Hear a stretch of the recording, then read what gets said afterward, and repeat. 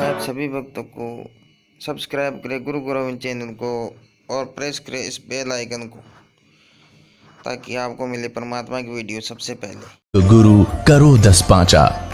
क्या गुरु बदल सकते हैं? क्या गुरु बदलने से पाप लगता है? आध्यात्म के इस मैदान में आखिर सही गुरु कौन है? गीता जी में वर्णित तत्वदर्शी संत कौन है? इन सभी प्रश्नों के उत्तर जानने के लिए अवश्य सुनिए जगत गुरु तत्वदर्शी संत रामपाल जी महाराज के मंगल प्रवचन। पुणात्मा, ये आत्मा जब रोती है भगवान को तो परमात्मा अपने बच्चे के लिए तुरंत आता है, यदि उसके पुण्य पिछले ठीक हैं। उस पुण्य के आधार से तीनों लोकों में प्रवेश करके सबका धारण पोषण वही परमात्मा करता है। कबीर साहब ही करते हैं, अल्लाह अकबर ही करते। अब क्या रचना रची परमात्मा ने। थोड़ी सी दूरी पर एक सुंदर बगीची, उसमें फलदार वृक्ष, बहुत सुंदर फल से लदपद वृक्ष, और एक तालाब छोटा सा बनाया, एक कुआं बनाया, और एक झोपड़ी, एक हट बनाई अपनी शक्ति से, और 3 कुत्ते लेकर, 3 कुत्ते सुंदर वाले बढ़िया बढ़िया से बेलों से बांध रखे तीनों कुत्ते, और एक साधु रूप बना कर परमात्मा बैठ के, जैसे कोई फकीर रहा करते हैं सात जंगलों में। अब राजा ने देखा कि वो बगीचा भी है, फल भी लगे हैं, तालाब भी है, घोड़े को जल पिलाया, फिर स्वयं जलपान किया, फिर फल आहार किया। जब इस व्यक्ति को सुख हो जाता है तो भगवान बोलता है पेट भर गया, प्यास बुझ गई। तो देखा सामने एक महात्मा बैठा है और 3 सुंदर कुत्ते ले रखे इसने। राजा ने उस फकीर के पास जाकर प्रणाम किया और कहा, महात्मा जी, इन कुत्तों का तू क्या करेगा? तीनों का एक रख ले, 2 मुझे दे दे। अब परमात्मा बोले, भाई ये कुत्ते ऐसे देने के नहीं, ये वीआईपी कुत्ते हैं भाई, ये वीआईपी डॉग हैं।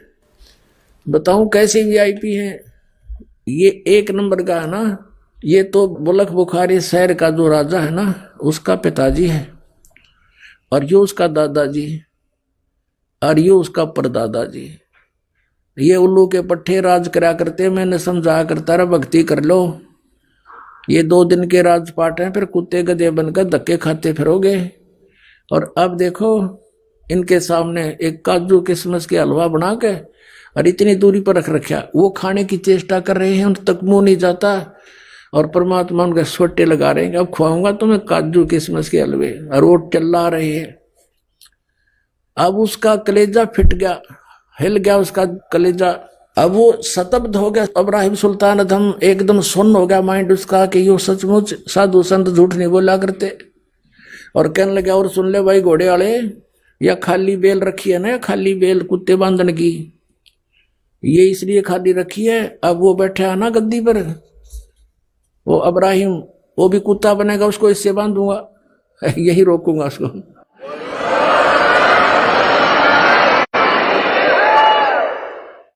अब राजा ने सोचा है तो बहुत बूंदी बनी भाई, संत फकीर झूठ नहीं बोला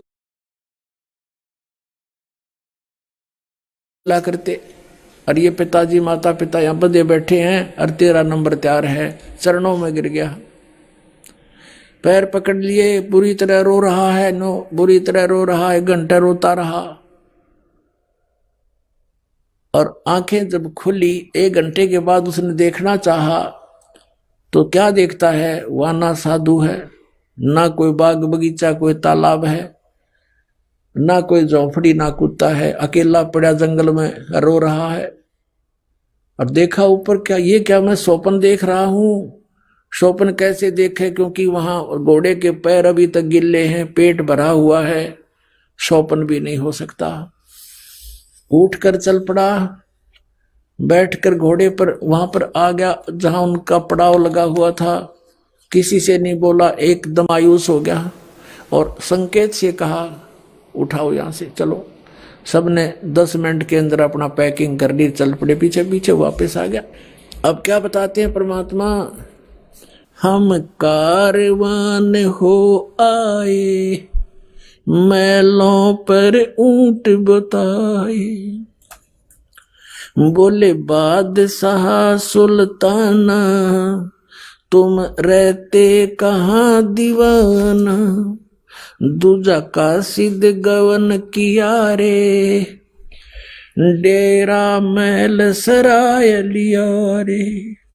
जब हम महल सराह बताई, सुल्तानी को त्यावर आई, अरे तेरे बाप दादा पड़ पीढ़ी,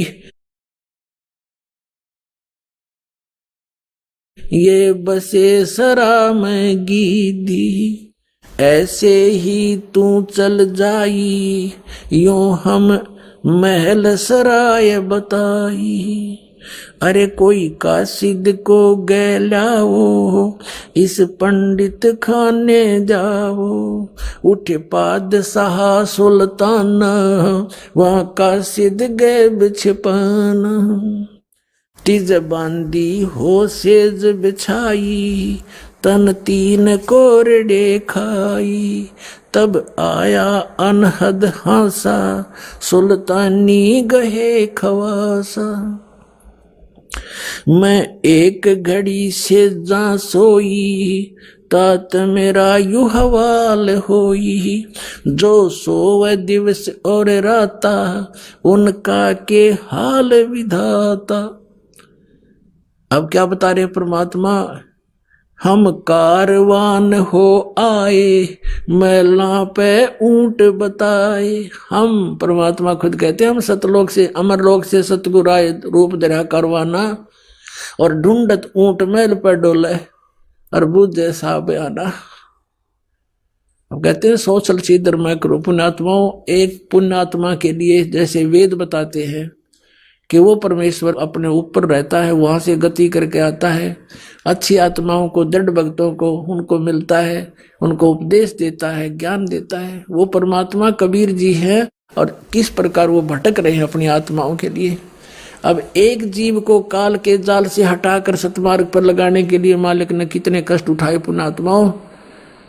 कुछ आंख खोलो, उस परमात्मा को हम बहुत युगों से दुखी कर रहे हैं, अब समय आ गया यहां से निकलने का। अब क्या बताते हैं कि हम एक रबारी बनकर आए, कारवान माने जो ऊंटों के कारवां लेकर चलते हैं, लंबे लंबे कतारें, उस तरह का रूप हमने बनाया। खुद कहते हैं हमने ही ये सब उसको वहां से हटाने के लिए सब कोशिश की है। फिर क्या बताते हैं कि तीजे बंदी हो सेज बिछाई, और तन 3 कोरडे खाई, तब आया अनहद हासा, सुल्तानी गहे खवासा। परमात्मा क्या कहते हैं कि मैं एक घड़ी से जा सोई, तात मेरा ये हाल होई, जो 100 दिवस और राता, उनका के हाल विदाता। कि मैं तो एक घड़ी इस गंदी सेज पर सोई थी जिस पर तू दिन रात सोता है बोले आदमी, और मुझे इस पे सोने का, एक घड़ी के सोने का 3 करोड़ दंड मिला है, और तू तेरे साथ क्या होगी मूर्ख, मैं इसलिए हंस रहा हूं। परमात्मा कहते मैं इसलिए हंस रही हूं। और फिर अंतर ध्यान हो गए। चौथे जोगी बहे हम जिंदा, परमात्मा ने लीला क्या की। चौथे जोगी बहे हम जिंदा, लिन 3 कुते गड़ फंदा। हम एक जोगी बनकर, जिंदा महात्मा बनकर बैठ गए। जैसे आदरणीय धर्मदास साहिब जी को परमात्मा जिंदा महात्मा के रूप में मिले कलयुग के अंदर, आदरणीय मुल्कदास साहिब जी को ऐसे संत रूप में मिले थे सत्संग करते हुए, आदरणीय नानक साहिब जी को जिंदा महात्मा के रूप में मिले परमात्मा। बेई नदी पर सचखंड लेकर गए, फिर उनको वापस छोड़ा 3 दिन के बाद।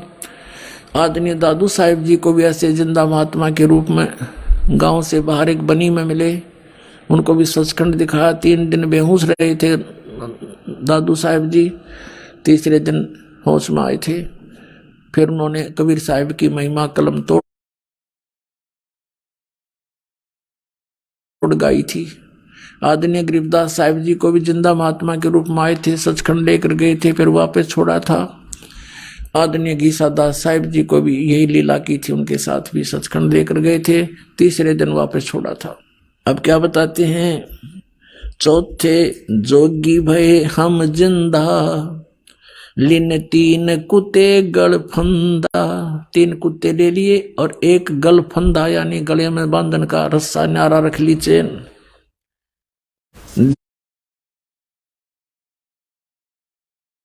दीनी हम साकल डारी, सुल्तानी चले बागबाड़ी, बोले पात सहा सुल्ताना, कहां से आए जंद दीवाना। परमात्मा से पूछता है वो अब्राहिम सुल्तान राजा जंगल में कि हे जिंदा महात्मा तू कहां से आया है, यहाँ कैसे बैठा है। ये 3 कुत्ते क्या कीजे, इनमें से 2 हमको दीजे। अब्राहिम सुल्तान कहता इन 3 कुत्तियां का तू क्या करेगा, 2 हमें दे दे। अरे तेरे फिर यो लोह लंगर शीस लगाई, अरे तेरे बाप दादा हैं भाई, इन बड़ी बद फैल कमाई। ये तेरे बाप दादा हैं भाई, इन बड़ी बद फैल कमाई, यों लो लंगर शीस लगाई, तब कुत्तों धूम मचाई।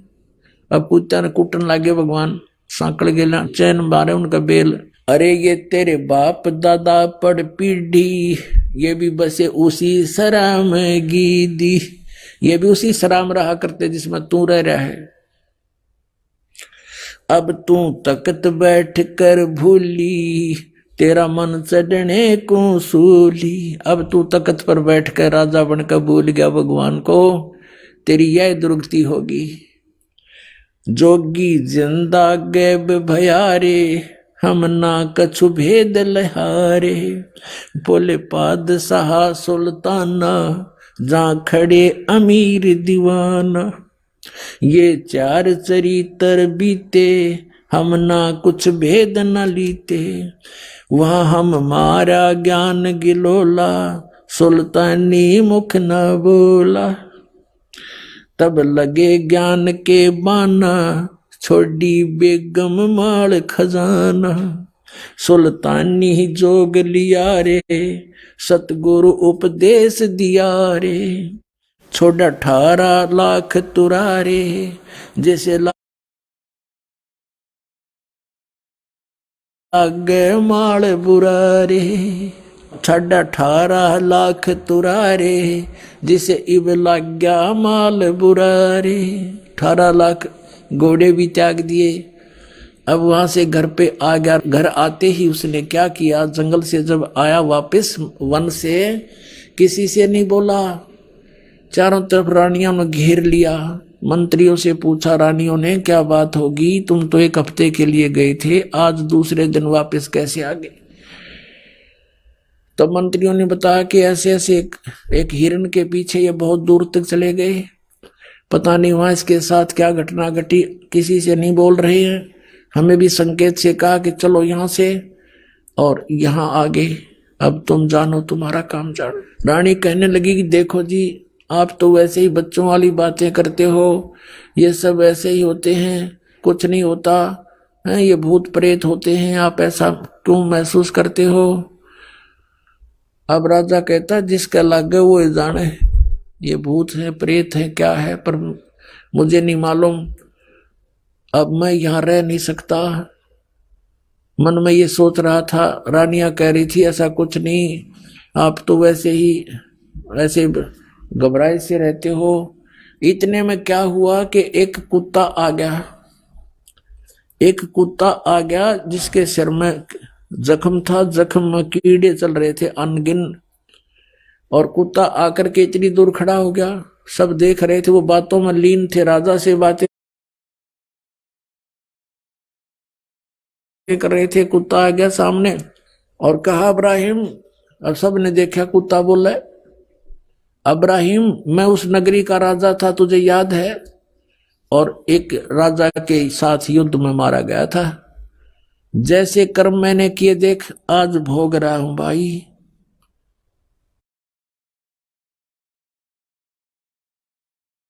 देख ले बच्चा जा तो बच ले। यूं कहकर कुत्ता खे देसी वापस हो लिया। अब इतने सो दिया ही कुत्ता पकड़ो पकड़ो, इतना कुत्ता बहुत दूर अंतर ध्यान हो गया जाके। अब वो कहने लगा अब तुम देखो क्या है मेरे साथ, और कहा बाहर हो जाओ सब यहां से। कमरे से सबको बाहर कर दिया अपने कक्ष से। सारी रात करवट लेकर काटी। अब सीधा निकलूंगा तो ये जान नहीं दे मुझे। रात्रि में क्या किया, पीछे से रस्सा बांध कर महल के पिछले साइड थे और काला मुंह कर लिया, कालस लगा ली मुंह के ऊपर, कोई पहचान ना ले, और केवल 1 साल लपेट लिया। जैसे राजा से ये साधु सन देखे एक चद्दर ने बांध लिया कने ऐसे बस। और गलती से जूती पहने रह गया वो नो की नो जो बहुत कीमती थी। और रातों रात निकाल दी, कम से कम 20 किलोमीटर स्पीड थे। अब सुबह हुआ, भूख लगी।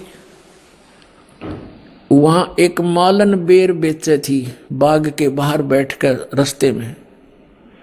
भूख लगी राजा को, उसने कहा मालन बेर दे दे, इसका रेट बता क्या लेगी। मालन कहने लगी 1 आने के शेर 1 किलो बेर देती हूं, आना निकाल भगत। अब राजा ने कहा मेरे पास पैसे नहीं है, ये जूती है 1.25 लाख की एक की कीमत है, और मुझे भूख बहुत लगी है तो मुझे बेर दे दे, 1 किलो दे दे। 1 किलो जोड़ी में जब दलाल लगा और कहा ये जूते ले ले तो 2.5 लाख की जूती। दोनों दर्दी, भूख इतनी जबरदस्त लगी हुई थी।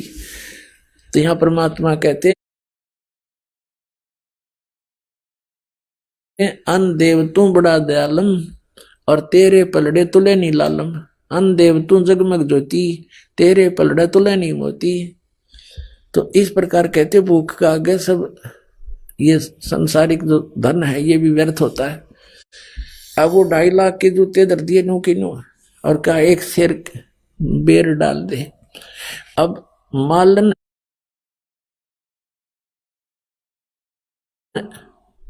जब बेर तोला थी और तोलते ही डालने लगी तो 1 बेर जमीन पर गिर गया और शेष उसकी जोड़ी में डाल दिए। अब मालन तो कहती है ये बेर मेरा, अब्राहिम कहता ना मेरा। दोनों उस बेर पर लड़न लाग रहे। परमात्मा ने एक मारा उसके मुंह पर थप्पड़। अब्राहिम कहे अरे भले आदमी 2.5 लाख की जूती, 1 पैसे का बेर, पता के छोड़ तने धन क्या छोड़ के आया तो आड़े फिर हुआ बीमारी पाल रही। 2.5 लाख की जूती गिर दी, 1 पैसे के बेर पर फिर वही मेरी मेरी कर रहा है, तो क्या छोड़ के आ जा अपने घर में वापस। यूं कह के अंतर्धान हो गए, भगवान वहां दिखाई नहीं दिए। अब कहने का भाव ये है कि परमात्मा हमारे को चोट मार मार कर इस माया के जाल से छुटवाते हैं। माया का लेप हमारे बहुत हो गया, इसके ऐसे चोट मार मार कर इसे नफरत कराते हैं। और हम मांगते माया भगवान से, और ये माया तो आपको इतनी दे देगा आपके समझ में भी ना हो, पर यह माया आपका काम किया होगी, आपकी दुश्मन बन जाएगी ये लास्ट में। तो इसलिए पुण्यात्माओं, आप परमात्मा के मर्यादा और नियम को पहचान कर इस मार्ग पर चलिएगा। आपका ये जीवन भी इतना बढ़िया रहेगा, औरों से असंख्य गुना बढ़िया रहेगा। लेकिन निरा धन ना मांगियो भगवान थे, केवल माया मत मांगना। यो दे तो यह भी देगा, पर भगवान का जो काम था वो तो अधूरा रह गया। आपको पार करना, आपको सचखंड ले जाना, वो तो फिर अधूरा रह जाता अगर इस माया के चक्कर में भगवान आपको डालेंगे। लेकिन ये कभी नहीं डालते। लेकिन आपका काम भी कोई पेंडिंग नहीं रहने देंगे, जो आवश्यक होगा ये सच करना। ये चार चरित्र बीते, हम ना कुछ भेद न लीते। वहाँ हम मारा सुल्तानी जोग लिया रे, सतगुरु उपदेश दिया रे।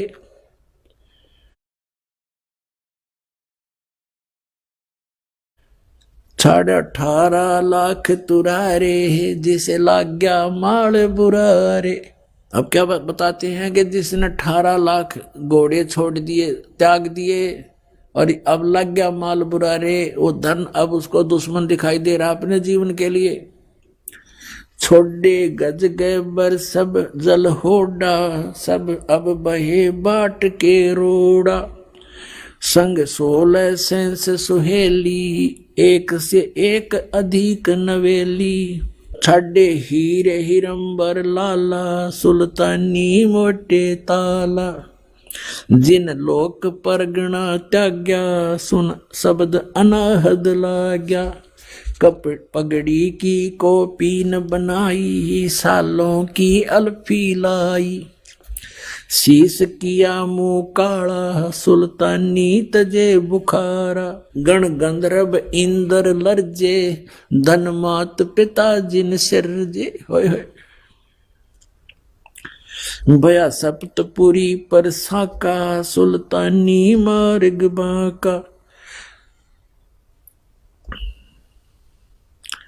अब क्या बताते हैं कि जब ऐसा फैसला सुल्तान अधम ने लिया, घर त्याग दिया, इतने ठाठ त्याग दिए, कहते हैं गण गंधर्व इंद्र लर्जे।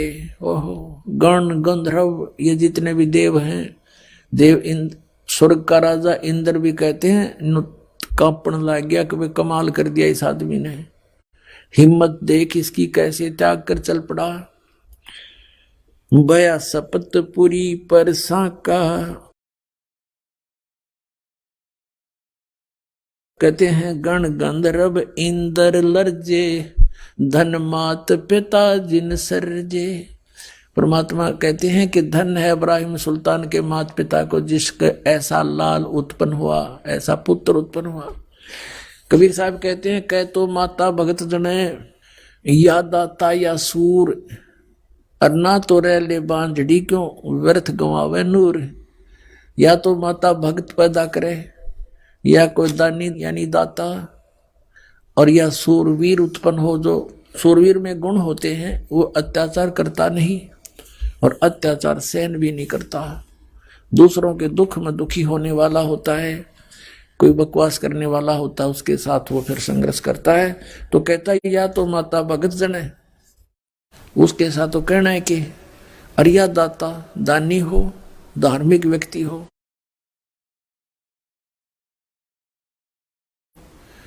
धर्म करने वाला हो, या फिर सूरवीर हो। अन्यथा जन्म देने की कोई जरूरत नहीं किसी बालक ने, अपना क्यों व्यर्थ में नूर, अपना शरीर भी क्यों खराब करे, बर्बाद करे।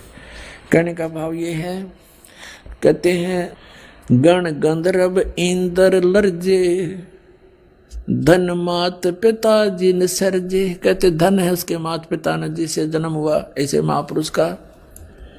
सुन शब्द अनाहद राता, जान काल कर्म नहीं जाता। जान हिंदू मुसलमान, कुछ रामन दुआ सलाम। एक समय ये इब्राहिम सुल्तान अधम अपना ऐसे ही परमात्मा की याद में टाइम पास कर रहा था, भक्ति कर रहा था। एक समय क्या हुआ कि बहुत अच्छी वर्षा होगी, वर्षा का मौसम था, साथ में हवा तेज चली।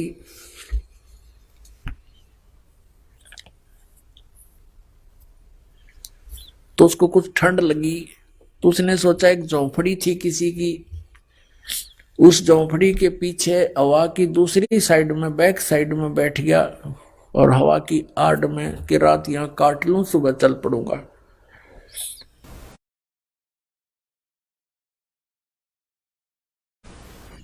रात्रि के समय उस झोंपड़ी वाले एक पत्नी थी उसकी, एक स्वयं था और एक गाय रखी थी उसने बस। और दोनों आपस में क्या बातें कर रहे हैं कि भगवान ने इसी बढ़िया बारिश कर दी, बढ़िया घास हो जाएगा, और अच्छा अपना गाय का दूध पीवाएंगे, ठाठ से रहेंगे।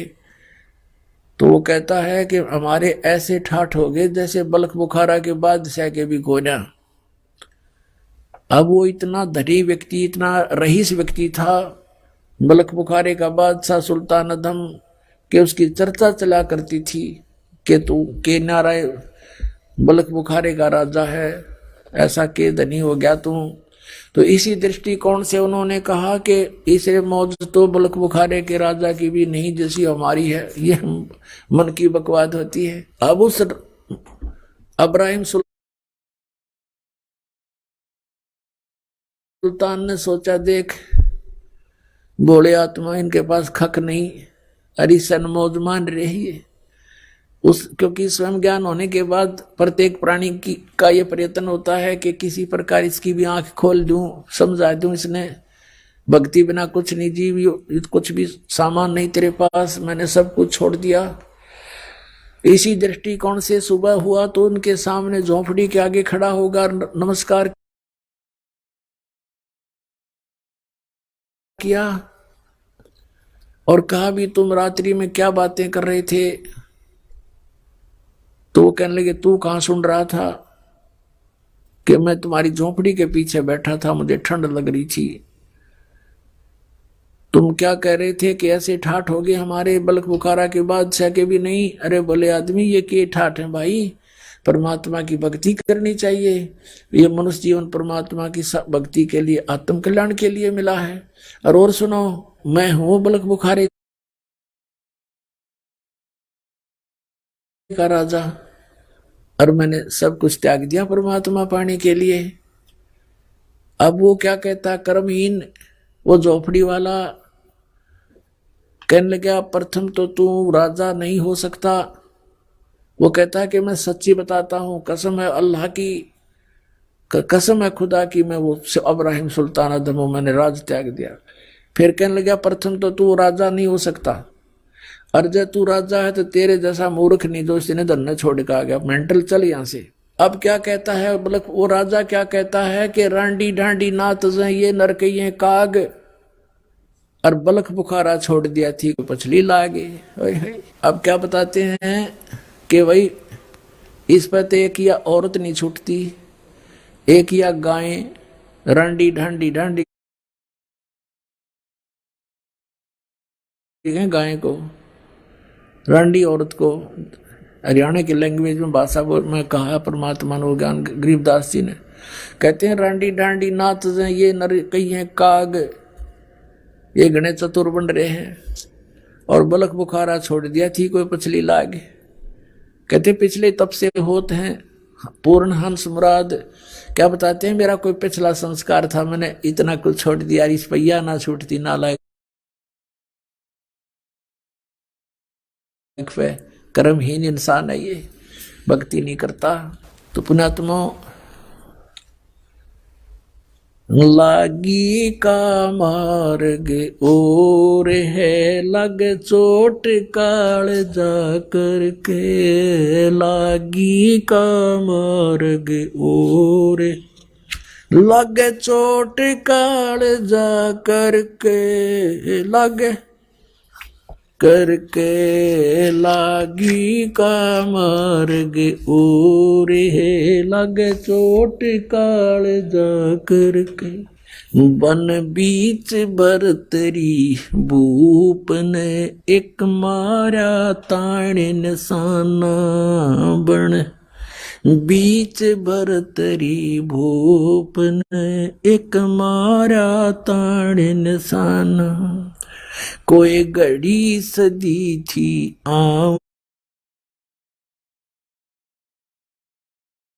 की साधु का हो गया आना, कोई घड़ी सदी थी आवन की साधु का हो गया आना, कोई मुआ मृग जवा दियो नत तार धरो ने बाणा, कोई मुआ मृग जवा दियो नत तार धरो ने बाणा, वो जीवित कर दिया ढोर था, शिष बना परीक्षा करके, शिष बना परीक्षा करके, शिष बना परीक्षा करके, लागी का मार्ग और है, लग चोट काल जा करके, लग चोट काल जा करके, लग चोट काल जा करके, लागी का। गोपी चंद योगी हो गए, जिन ले लिया बगमा बाणा, गोपी चंद योगी हो गए, जिन ले लिया भगमा बाणा, गुरु महल जनान बेजते डोडी में अलख जगाना, गुरु महल जनान बेजते डोडी पे अलख जगाना, व्यंजन 36 छोड़ के भिक्षा का भोजन खाना, व्यंजन 36 छोड़ के भिक्षा का भोजन खाना, तन पड़ गया कमजोर था, ना खाया उदर भर के, ना खाया उदर भर के, ना खाया रे उदर भर के, लागी का मार्ग, लगे चोट काल जा करके, लगे चोट काल, लागी का मार्ग और है, लगे चोट काल जा करके, बाजीद कहे उठाओ ऊंट को, लोग कहें ये मुआ, बाजीद कहे उठाओ ऊंट को, लोग कहें ये मुआ, उठन आड़ी चीज रही ना गया उड सलानी सुआ रही, उठन वाली चीज नहीं गया उड सलानी सुआ, कुछ नक्सक बिगड़ा है नहीं बाजीदा अचरज हुआ, कुछ नक्सक बिगड़ा है नहीं बाजीदा अचरज हुआ, जिन करा अचंबा गोर है तजराज काल से डर के, तजराज काल से डर के, तजराज काल से डर के, लागी का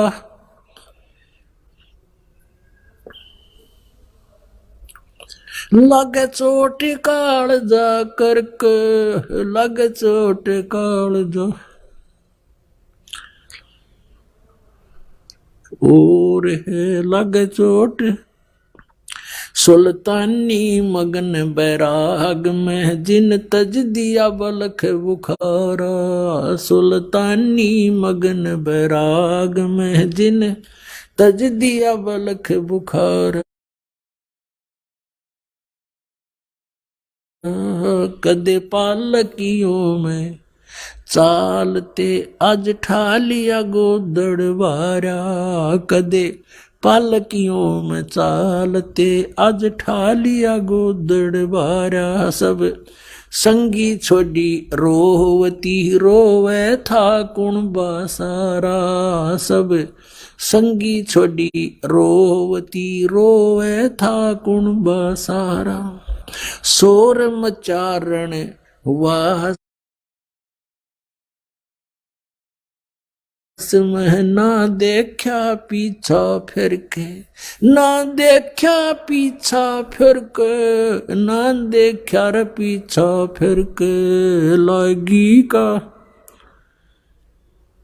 लग चोट काल जा करके, लागी का कुएं में शेख फरीद ने किसी मीठी बोली बासा कुएं में शेख फरीद ने कैसी मीठी बोली बासा तुम चुन चुन कागा खा ली और मेरे हाडों पर कामासा तुम चुन चुन कागा खा ली और मेरे हाडों पर कामासा मेरे दो नामत छेड़ियो मोहे राम मिलन की आशा मेरे दो नामत छेड़ियो मोहे राम मिलन की आशा जिन करी तपस्या गोर थी वो होए आसर अर्क वो होए आसर हर्क वो होए आसर अर्क लागी का मार्ग और है लग चोट काल जा करक लग चोट काल जा करक लग चोट काल जा करके लागी का मार्ग भाई पीपा दरिया में कूद गया जिन कैसी करी डेठाई पीपा दरिया में कूद गए रजिन कैसी करी डेठाई वो नरपाड़ा जीत गए जिन सिर धड़की रवाजी लाई वो नरपाड़ा जीत गए जिन सिर धड़की बाजी लाई कह मंगलानंद चेतियो तुम सोच समझ मेरा भाई कह मंगलानंद चेतियो रे कुछ सोच समझ मेरा भाई बिन चेत्य यु झूठा सोर है कुछ जाइयो सुकर्म करके कुछ जाइयो सुकर्म करके कुछ जाइयो रे सुकर्म करके लागी का मार्ग और है लग चोट काल जा करके लागी का लग चोट काल जा करके लग के लागी का मार्ग और है लग चोट काल जा करके पुण्यात्माओं अब परमात्मा प्रेरणा करते हैं सभी बाप पुण्यात्माओं को कि ये मानुष जीवन केवल परमात्मा प्राप्ति के लिए ही प्राप्त हुआ है और इसको अंतिम श्वास तक परमात्मा की भक्ति में लगाकर ही सफल किया जा सकता है। किसी भी सदग्रंथ को किसी भी परमात्मा प्राप्त महापुरुषों की वाणी को आप पढ़ोगे देखोगे सुनोगे उससे आपको यही पता चलेगा कि इस भक्ति को इस साधना को आपने अंतिम श्वास तक करना है।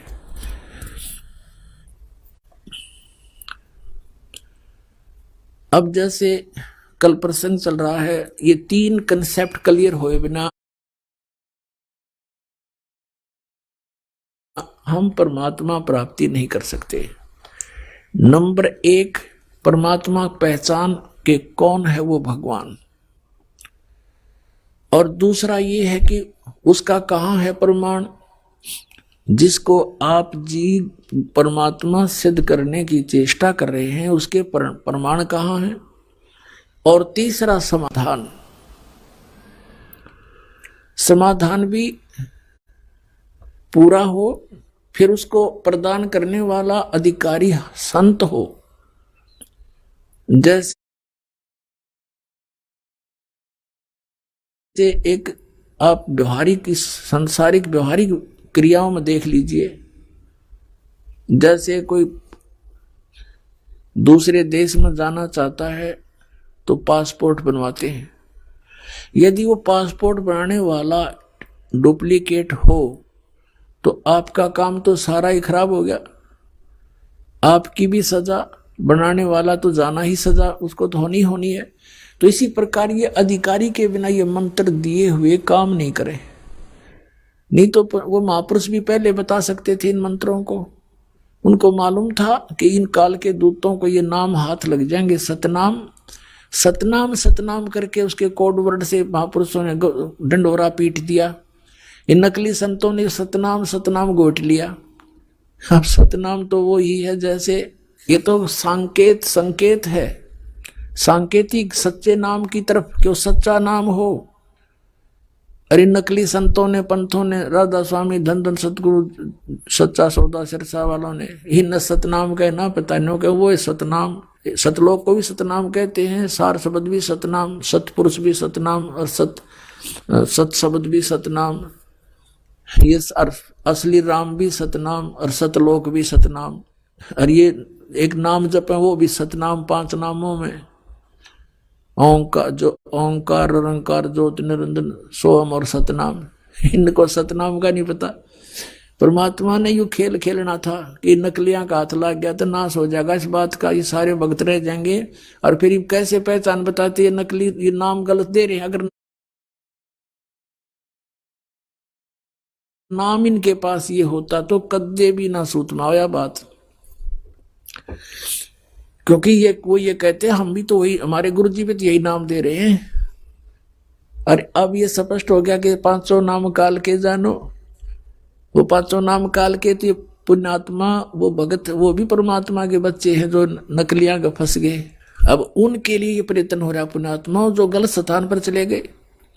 और आप जी यहां पहुंच चुके हो, आपकी किस्मत को मैं किन शब्दों से सराहूं, मेरे पास शब्द नहीं। धन्य आपके माता पिता जिनसे जन्म हुआ, सत्कर मान लेना। लख बर सूरा जूझ ही लख बर सावत दे, लख बर यति जहान में तब सतगुरु शरणा ले। आप इतने पुण्यात्मा रहे हो युग युगों में, जन्म जन्मांतरों में, लेकिन रास्ता नहीं मिला। जैसे आदरणीय नानक साहिब जी सतयुग में वो अम्बरीश राजा थे, इतनी पुण्यात्मा थे, राज भी करते थे, लेकिन भगवान का नौकर समझकर अपना राज करते थे। परमात्मा के जो जनता थी उसको परमात्मा के बच्चे जानकर उनका पालन पोषण करते थे। स्वयं बहुत जबरदस्त भक्ति करते थे, जिसके सामने दुर्वासा जैसे सिद्ध पुरुष भी फिट्टे मुंह होकर गए थे, जो केवल सिद्धियां कमाते थे। लेकिन वो भक्ति केवल विष्णु जी थी करते थे। त्रेता युग में वही आत्मा फिर राजा जनक हुए, बहुत भक्ति करते थे, बड़े यज्ञ किए, बहुत से धर्म किए, 100 मन घी के कई यज्ञ किए। और फिर वही अपना पुण्य समाप्त करके फिर नानक जी बने। और पहले तो उन राजा बने थे तो उनके नौकर रहते थे, अब स्वयं नौकर लगे एक नवाब के यहाँ पर एक पेट के लिए। और उन अच्छी आत्मा को फिर परमात्मा मिलते हैं। कहते हैं लख बर सूरा जूझ ही लख बर सावत दे, लख बर यति जहान में तो सतगुरु शरणा ले। ऐसी पुण्यात्माओं को ढूंढते फिरते हैं भगवान। तो उनमें से आप भी आज एक हो जो यो नाम आपको मिल गया, सतनाम, सतकर मानना। अब इन महापुरुषों का इतिहास तो भगवान ने बता रखा है कि ये राजा थे, फिर एक नौकर के रूप में रह रहे थे, वही उसी तरह आज आप हैं। आप पहले बहुत अच्छी पुण्यात्मा रहे हैं, राजा भी रहे हो, इंद्र की पदवी भी प्राप्त की, आप बहुत देवता भी बने। राज फिर घसियारे, क्यों पुण्य खत्म हो गए, ये लूट कर फिर वापस भेज देता है। तो अब हमने अपनी इस भक्ति को सुरक्षित रखना है, या व्यर्थ नहीं करना, ना किसी को आशीर्वाद देना, ना सिरपा धरना, नहीं तो आपकी भक्ति समाप्त होने लग जाएगी, पंचर हो जाएगा आपकी राम नाम की गाड़ी में। ये पंचर नहीं करना, हमने यहाँ से बचाकर अपना सतलोक चलना है। अपने भाइयों को, बहनों को, रिश्तेदारों को, माता को, पिता को, सबको राम नाम पर लगा दो। अपना अपना पंप दो, अपने अपने टायरों में खुद हवा भरेंगे। एक टायर से दूसरे के टायर में हवा कितनी भर के दोनों खराब कंडम हो जाएंगे। तो इस प्रकार हमने इन साधनाओं को अपना बचा के रखना है और सफल करना। अब जैसे सबसे पहले आपको 5 नाम दिए जाते हैं, ये 5 नाम जो हैं और जो 2 नाम इनके साथ वो फर्स्ट और लास्ट है, ये भी अब ये कंप्लीट कोर्स है, ये अब शुरू हुआ है। पहले केवल 5 नाम दिए जाते थे, परमात्मा स्वयं आए थे, वो भी 5 नाम देते थे। केवल कुछ पुण्यात्माओं को छोड़कर उन्होंने किसी को सतनाम और सार नाम नहीं दिया। जो दृढ़ भगत थे कि उसको छुपा रखेंगे, जिक्र नहीं करेंगे, तो उन्हीं को दिया मालिक ने, ना सतनाम नहीं दिया, केवल 5 नाम देते थे। वो 5 नाम कौन से थे? ये निरंकार, ओंकार, ये नहीं है सतनाम वगैरह, वो आपको प्राप्त है जिनको प्रथम मंत्र मिल गया। तो इसमें पहला और लास्ट वाला मंत्र जो है ये परम पिता का है। ये इसलिए दिया जाता है कि मान लीजिए इस मंत्र के लेने के बाद भी किसी की मृत्यु हो जाती है तो इस 7 मंत्रों के जाप करने वाले को तुरंत मानव शरीर प्राप्त हो जाएगा। वैसे तो इस नाम के लेने के बाद मृत्यु होती नहीं, लेकिन नियम टूट जाता है।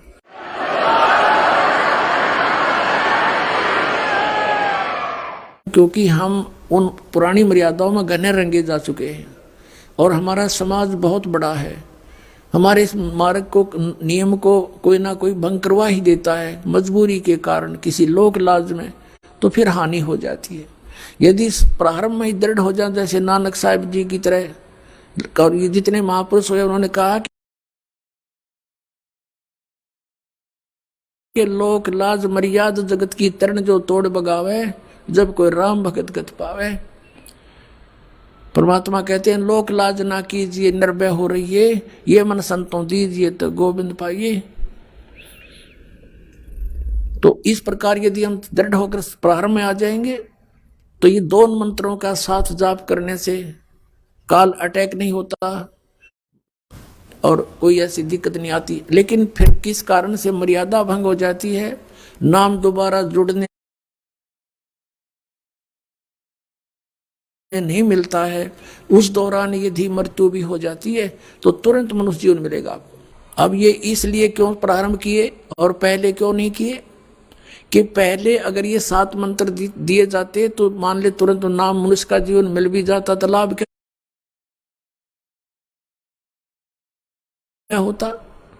वो 5 मंत्र जो बीच के आपको दिए हैं, इनसे आपको बहुत संसारिक सुविधाएं और धर्म पुण्य या ये साधना परमात्मा ने बताई, यज्ञ, इनके करने से आपको इतने पुण्य होते रहे कि मनुष्य जीवन जैसे ये पूरा किया फिर मनुष्य जीवन, फिर पूरा किया फिर मनुष्य जीवन, तो आपको मनुष्य जीवन मिलते हुए आ रहे थे। परमात्मा आपको चार्ज कर गए थे, आशीर्वाद दे देकर भी आपको चार्ज किया जाता है। वो भगवान भक्ति से आपको ओत प्रोत कर गए थे, लेकिन जन्म मरण वाली मार्ग नहीं मिला, छूटने वाला मार्ग नहीं मिला था। तो उसके लिए उस समय वो समय नहीं था, अब ये समय है वो आपको सही कंप्लीट नाम देने का। तो अब ये 7 मंत्र इसलिए दिए जाते हैं कि किसी कारण से मृत्यु हो जाती है तो तुरंत मनुष्य जीवन मिलेगा, अभी 1 साल के अंदर वापस आ लेगा वो व्यक्ति और मनुष्य जन्म लेगा, भगत के घर जन्म होगा।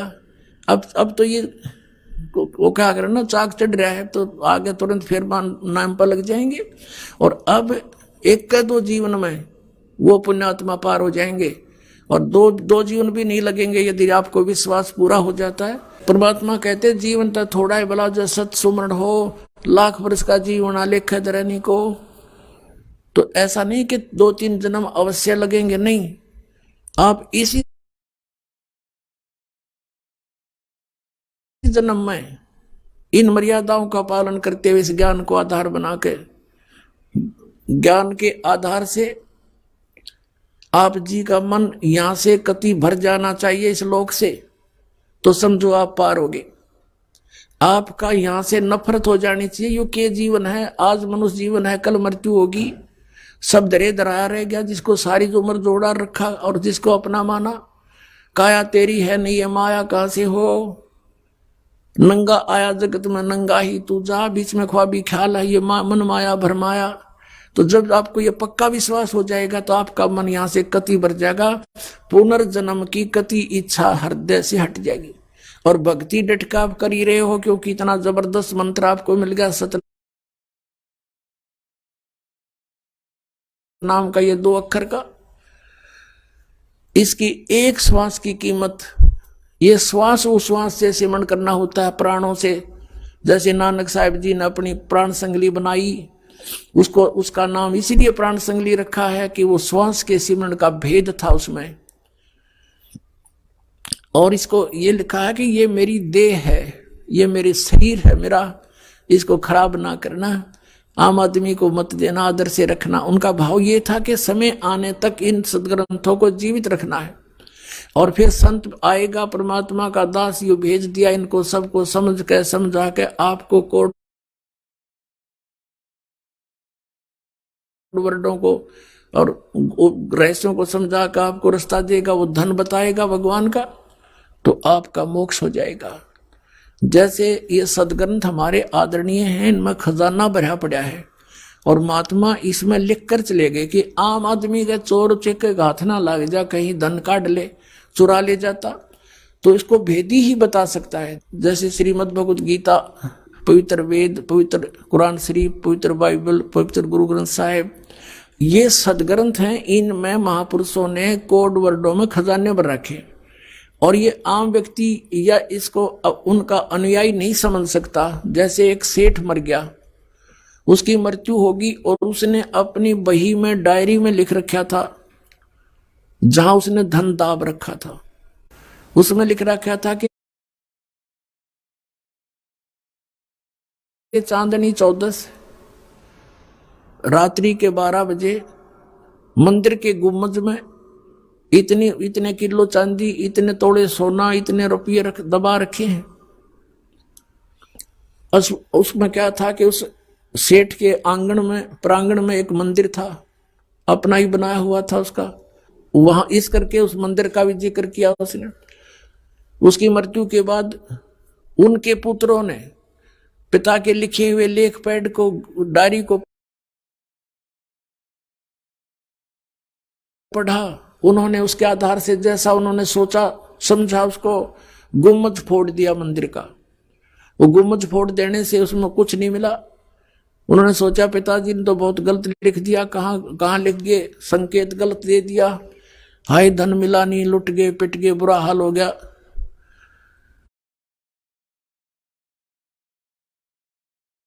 अब उनके पिता का एक मित्र धनी सेठ वहां पर आया शोक व्यक्त करने के लिए। कुछ उसके बाद फिर उन्होंने कहा कि हमारे पिताजी ने तो गलत लिख दिया, धन हमें मिला नहीं जहां उन्होंने लिखा था, और बहुत धन लिखा हुआ है, हम तो लुट गए, पिट गए, हाहाकार मच गया। तो उस सेठ ने कहा कि मुझे वो डायरी दिखाओ। वो डायरी उसको दिखाई गई। अब वो समझ गया कोड, क्योंकि उसके जानकारी वेदी ही समझेगा। कहते हैं कि वस्तु कहाँ खोजे, कहाँ किस विध लागे हाथ, एक पलक में पाइयो भेदी ले लो साथ। उनके उस पिता के मित्र ने कहा बेटा इस मंदिर के गुम्बद को यथावत बनवा दो, फिर तुम्हें वो खजाना मिलेगा। उन्होंने यथावत बना दिया, वो गुम्बद न्यों का न्यों बनवा दिया। फिर कहा कि जब मैं आऊंगा फिर वो धन उस दिन मिलेगा।